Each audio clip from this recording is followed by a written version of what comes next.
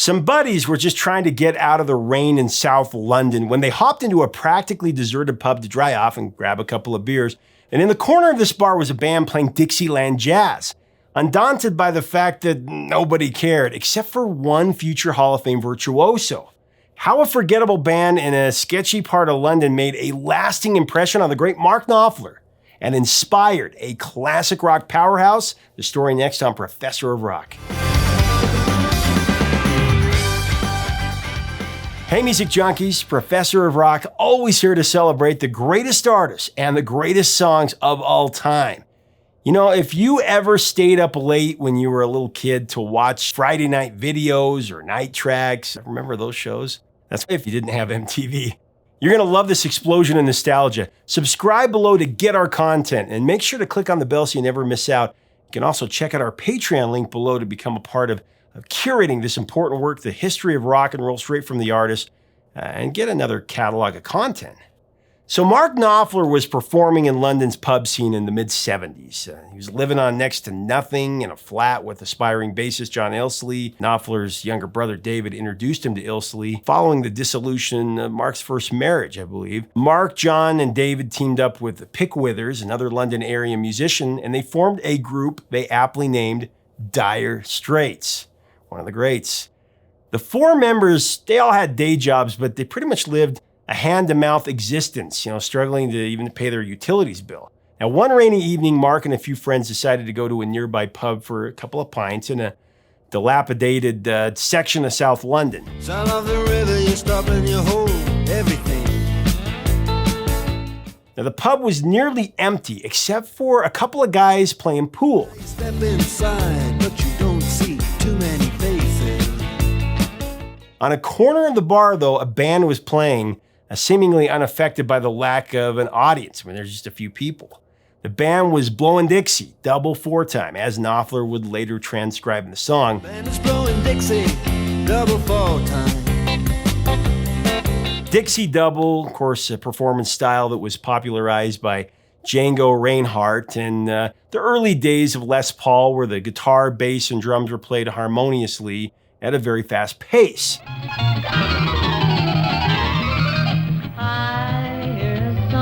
If you're playing Dixie double four time, as Knopfler describes in Sultans of Swing, you are playing twice the speed of the normal 4/4 time, and the drummer is working extra hard, of course, to keep up with the tempo. We're the Sultans of Swing.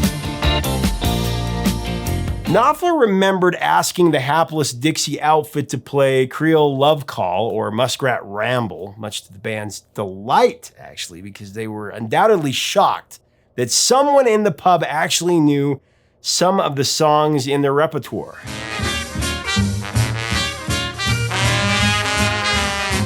At the end of this band's performance, the leader announced triumphantly to the 3 to 4 people in attendance, "We are the Sultans of Swing," as if they were playing in front of a packed house of ardent fans.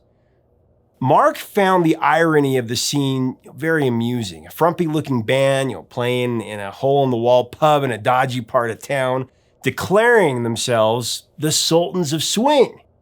I mean, to be a sultan, you'd have to be a ruler over a country or hold a dynasty over people. The term originated from the Arabic language, meaning to have authority or rulership over others. The true Sultans of Swing would have been the swing genre's originator, Fletcher Smack Henderson, late 20s and 30s. One of his revered disciples, Duke Ellington.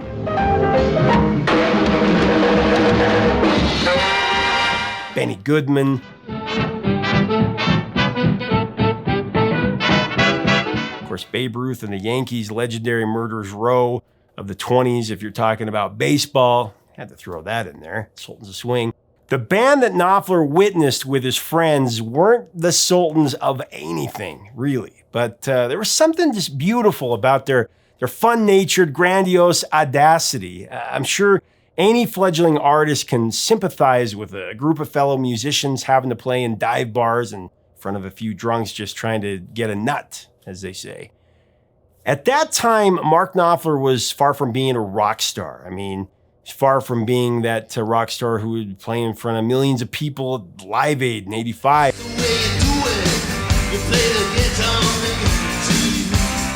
And the one to be inducted in the Rock and Roll Hall of Fame with his Dire Straits bandmates in 2018. Please welcome Dire Straits into the Rock and Roll Hall of Fame.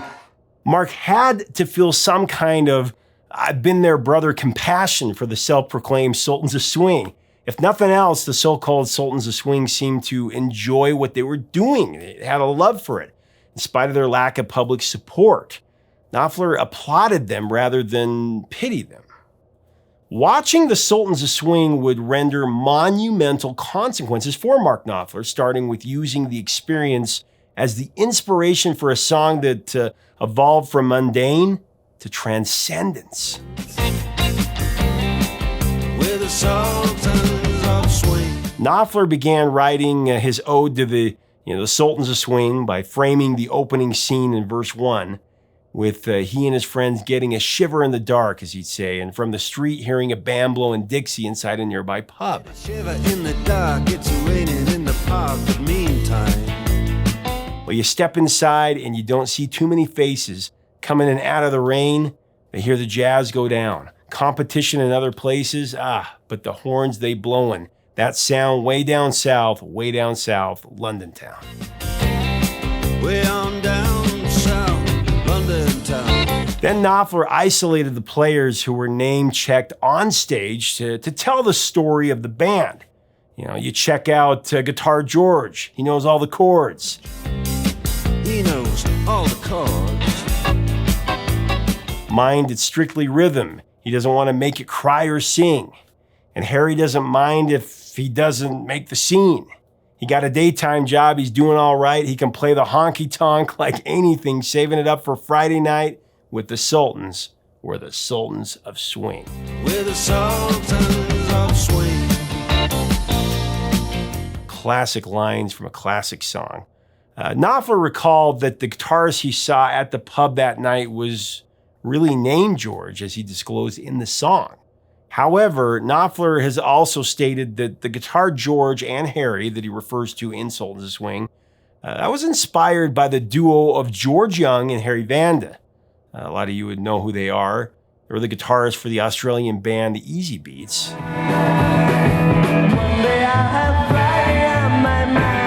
George Young, who passed away just a few years ago, was also the older brother of Malcolm and Angus Young of AC/DC. As many of you probably recall, Harry Vand and George Young teamed up to produce the first 6 studio albums for AC/DC.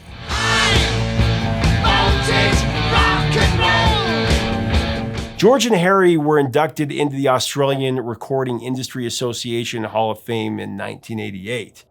Curiously, in the first Dire Straits biography and also in a 1996 article published in Q magazine, the Guitar George in Sultans of Swing is claimed to be a British artist named George Borowski.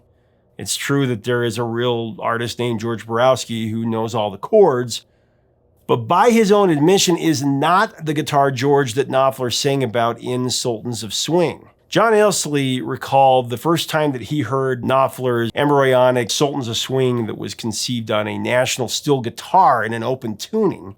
John said, and I quote, "The first time that I heard Mark playing an early version of Sultans of Swing, it was in our flat, but the song was completely different." I guess Ilsley was underwhelmed by what he heard. Knopfler, too, thought that the song was lackluster. He scrounged just enough money to buy a 61 Stratocaster and revamp the chord structure with a smoldering blues groove.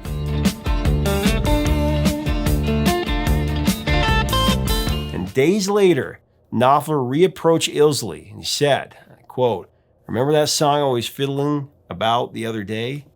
I've completely redone the chord structure." And with that, Knopfler then played the updated version for Ilsley and just dazzled his bandmate with the new rendition. It was the Fender Strat that made Sultans of Swing come alive for Mark Knopfler. Now, the Fender allowed Knopfler to build Sultans of Swing with a spirited flamenco-style cadence that injected energy and an infectious poetic rhythm into the future classic.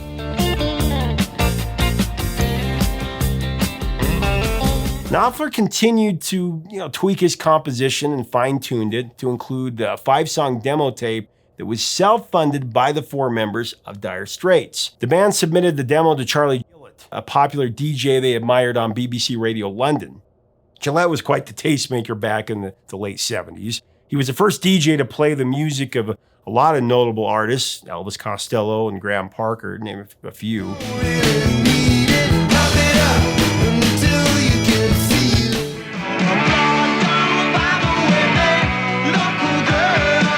Gillett chose Sultans of Swing off of the Dire Straits 5-song sampler. He started playing the tune on his radio show. That was in 1977. Now, bidding war for Dire Straits ensued, eventually won by Vertigo Records, who rewarded the group with a whopping advance to make their debut record. Sultans of Swing was re-recorded in 1978, and it was released as the lead single from Dire Straits' self-titled debut LP. Classic, of course. It was a fresh track that revealed the unique artistry of one Mark Knopfler. I mean, as a guitarist, Mark Knopfler showed the world that he was a skilled virtuoso that was not going to be a flash in the pan. Knopfler broke out with a spirited finger-picking style, possessing a masterful Chet Atkins finesse.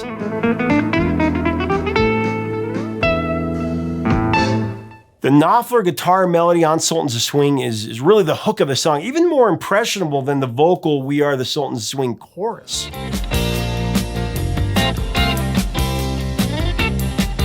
Just sticks in your head. As a vocalist, Mark Knopfler instantly captivated new fans with a smoky grittiness and a Dylan-esque realism that made him a mesmerizing storyteller.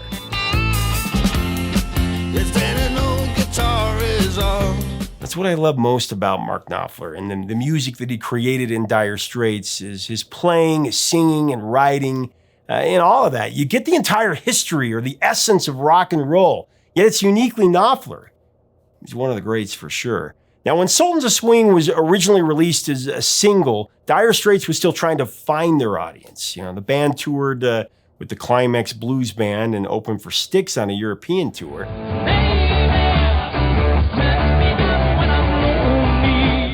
The Straits played their first gig as a headlining act in June of '78, but Sultans of Swing didn't bust out really until January of 1979, beginning at '79.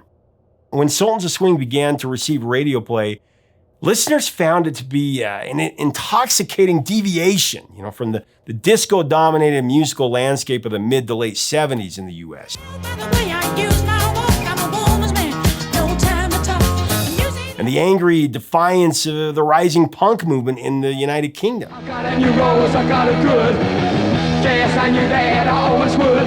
It was like the middle ground, really. Sultans had a long, consistent run once it hit its stride in '79. It shot all the way to number 4 on the Billboard Hot 100, and one of the most competitive top 4s of that year. I mean, at number 3, you had Tragedy by the Bee Gees.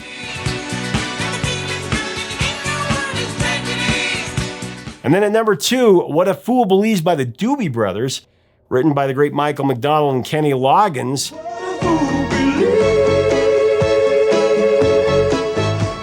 And Gloria Gaynor's classic I Will Survive was at number 1.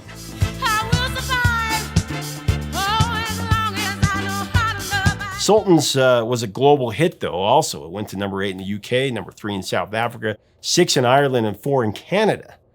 But let's talk about the Knopfler guitar solo that he cooked up.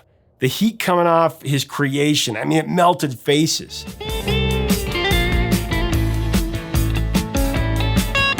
Guitar World ranked Knopfler's solo in Sultans of Swing as the 22nd greatest. Rolling Stone named it the 32nd greatest guitar song ever.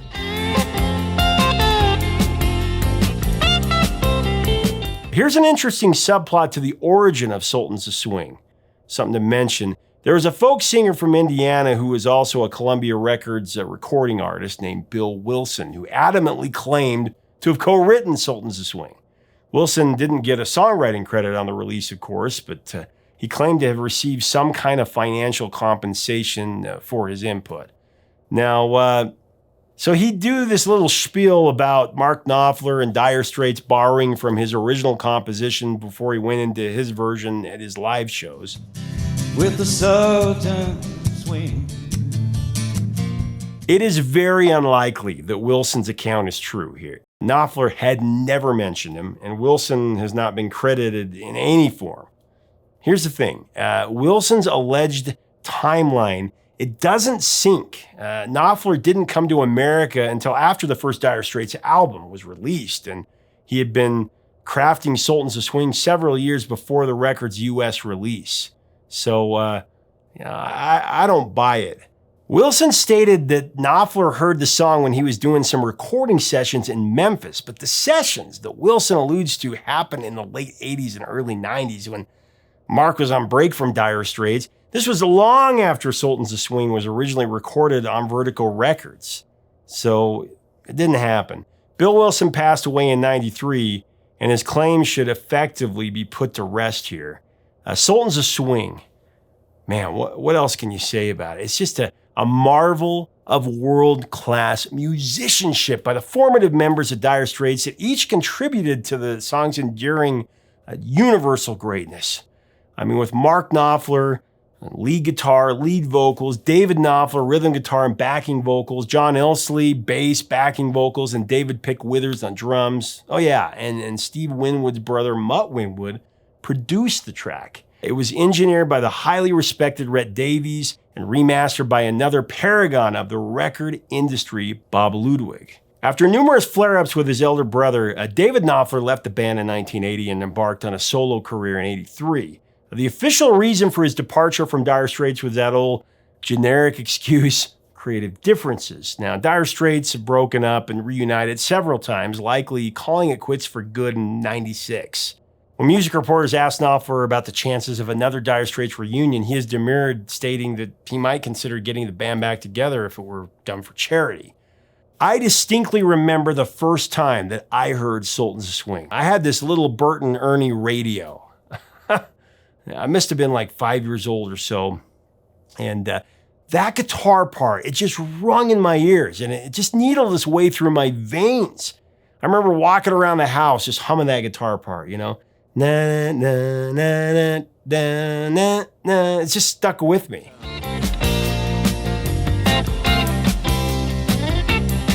It may have been the first song outside of maybe a nursery rhyme or a cartoon theme that I hummed like that. And I only heard it once and it just stuck with me. I hummed it so much that I remember my parents were trying to figure out what I was singing. I think my dad was very pleased when he realized that it was Dire Straits, and it's just stuck with me ever since. Just a brilliant, brilliant rock song from a band that wrote quite a few of them. Dire Straits are really the Sultans of Rock, led by guitar slinger, the guitar slinger, Mark Knopfler. Couldn't ask for anything more.